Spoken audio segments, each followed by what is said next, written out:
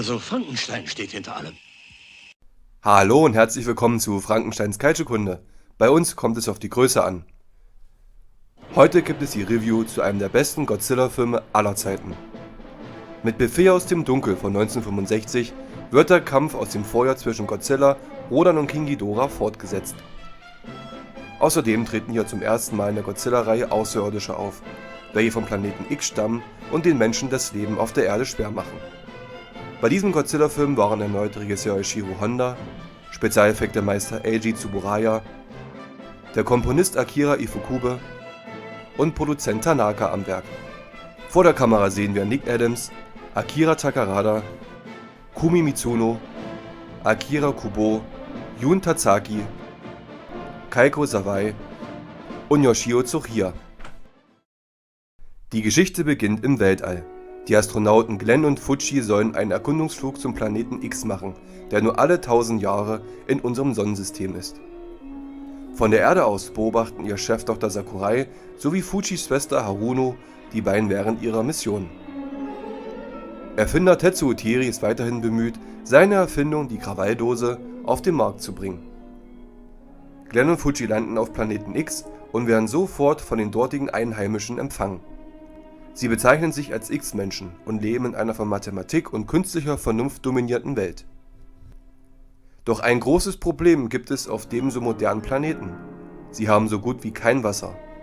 Der Anführer der X-Menschen, auch Nummer 1 genannt, unterrichtet die beiden Astronauten von seinem Planeten, bis auf einmal König Ghidorah erscheint und mit seinen Strahlen für Terror sorgt. Die Nummer 1 gibt bekannt, dass auf der Erde Godzilla und Rodan geeignet sind, gegen Ghidorah anzutreten.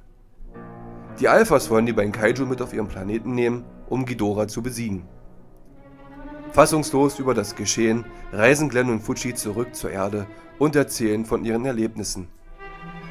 Doch die Alphas sind bereits unter den Menschen und haben in Japan eine heimliche Basis eingerichtet. UFOs erscheinen und befreien Godzilla und Rodan.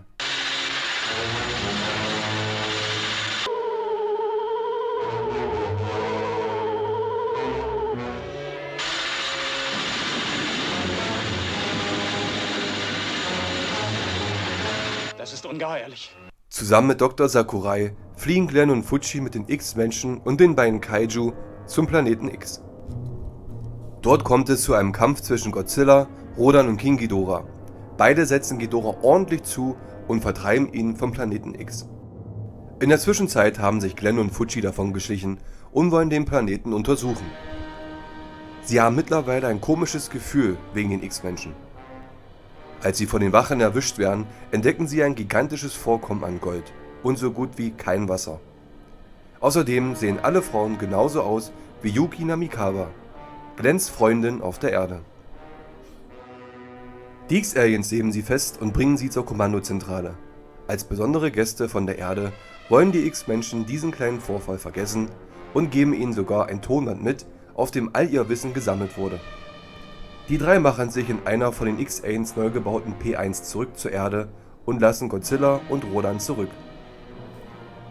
Dort angekommen wird das Tonband der Weltöffentlichkeit vorgestellt. Doch anstatt Wissen und Weisheit ihres Volkes geben die Aliens den Menschen ein Ultimatum.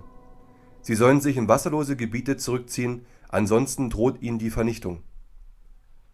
Die Welt gerät in Aufruhr. Damit ihr Plan aufgeht, entführen sie Tetsuo Teri und Glenn. Als Yuki Namikawa Glenn ihre Liebe gesteht, wird sie von den X-Menschen gnadenlos getötet. Warum haben Sie das getan? Warum habt ihr verfluchten Schweine dieses Mädchen getötet? Unsere Handlungen werden von Elektronengehirnen befohlen. Die Wissenschaftler kommen zu dem Schluss, dass Gammastrahlen die Kommunikation der X-Aliens stören kann. Tetsuo und Glenn finden derweil einen Brief, den Yuki Namikawa Glenn untergejubelt hat. Sie gibt preis, dass ihr Volk das Geräusch von Tetsuos Krawalldose in den Wahnsinn treibt und dass dies eine Waffe gegen die Invasoren ist. Die beiden probieren es aus und tatsächlich lässt es die X-Menschen kampfunfähig werden. Den beiden gelingt die Flucht und sie treffen sich mit Fuji, um den Plan zur Rettung der Erde umzusetzen. Die Zeit verstreicht und es werden Godzilla und Rodan mit Hilfe der Gedankenkontrolle auf die Menschheit losgelassen. In einem noch nie dagewesenen Tempo zerstören die beiden die Städte. Dann erscheint auch noch König Ghidorah aus dem Weltall. Doch die Menschen sind nun vorbereitet. Sie lassen das Geräusch der Krawalldose landesweit abspielen und die X-Aliens geraten in Panik. Mit den neu entwickelten Gammastrahlenkanonen bringen sie schließlich die Kaiju als auch die Invasoren zu Fall. Godzilla und Rodan nehmen den Kampf mit Ghidorah erneut auf und die drei stürzen ins Meer, wobei sich Ghidorah retten kann und dieser ins Weltall zurückfliegt. Die Erde ist vorerst gerettet.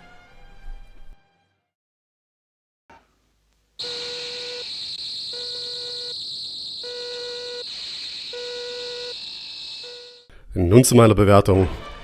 Die Handlung ist wieder recht typisch für eine außerirdische Toho-Produktion.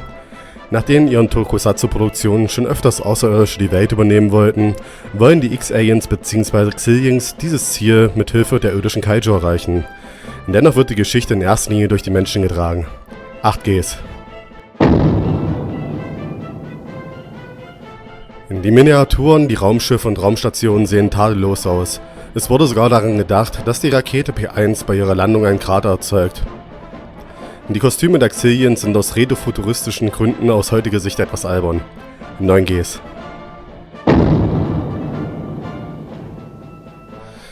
Akira Ifukube liefert wieder diese unverkennbare Mischung aus dröhnenden Märchen und düster heroischen Themen. Denn auch wenn er hier nicht seine allerbesten Stücke geschrieben hat, passt die Musik perfekt zur Stimmung. Bombastisch, ernst und auch etwas komisch, wenn Godzilla seinen Freundentanz aufführt. 8 Gs. Und es gibt weniger Monsterkämpfe, als man als Kaiju-Fan vielleicht hofft. Aber was man bekommt, ist gut umgesetzt. Godzilla und Rodan gegen Ghidorah auf Planet X und später auf der Erde. Allerdings ist Rodan nur teilweise am Kampf beteiligt. 7 Gs. Und für mich funktioniert der Film durchgehend. Und das Tempo ist hoch, es gibt keine langen Pausen und die Mischung aus Alien-Immersion und Kaiju-Action hält einem am Ball. Man fiebert einfach mit, auch wenn man schon lange weiß, dass die Aliens nicht vertrauenswürdig sind. 9 Gs.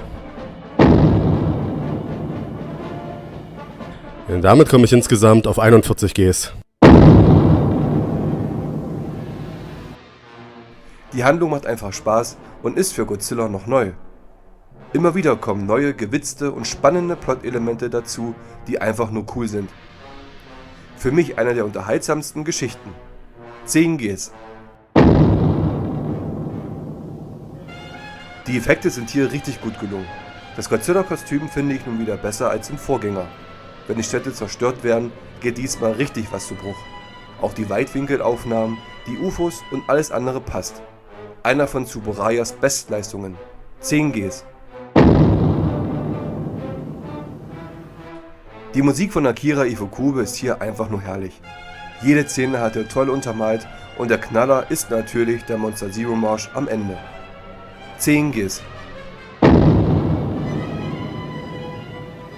Die Kämpfe zwischen den Kaiju sind schön flott geschnitten. Einzig allein der Shii-E-Tanz von Godzilla ist merkwürdig, aber da stehe ich drüber.